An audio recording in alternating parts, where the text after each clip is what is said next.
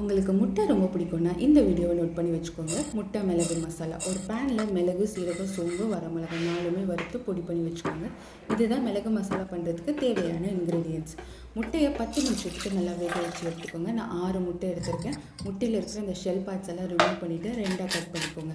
ஒரு பேனில் எண்ணெய் ஊற்றி உப்பு, மிளகாய்த்தூள், மஞ்சத்தூள் நல்லா மிக்ஸ் பண்ணிவிட்டு கட் பண்ண முட்டையும் சேர்த்து நல்லா 2 பக்கம் ஃப்ரை பண்ணி எடுத்துக்கோங்க.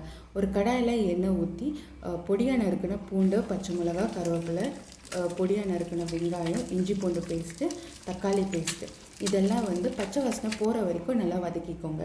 இது கூட மஞ்சத்தூள், மல்லித்தூள், மிளகாய்த்தூள், நம்ம பொடி பண்ண மசாலா அண்டு கரம் மசாலா இதெல்லாம் ஆட் பண்ணிவிட்டு தண்ணி கொஞ்சமாக விட்டு உப்பையும் சேர்த்து கிரேவி கன்சிஸ்டன்சிக்கு வரும்போது ஃப்ரை பண்ண எக்கையும் ஆட் பண்ணிவிட்டு கடைசியாக மல்லி இலையும் தூவினீங்கன்னா சூப்பரான மிளகு எக் மசாலா ரெடி. கண்டிப்பாக ட்ரை பண்ணி பாருங்கள்.